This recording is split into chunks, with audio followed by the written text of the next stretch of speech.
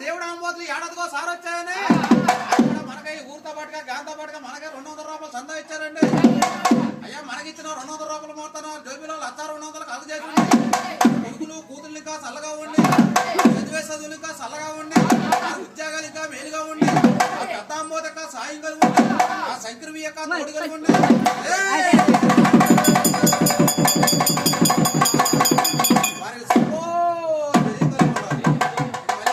చెవిచ్చి చెవిచ్చిలాగుతుంది.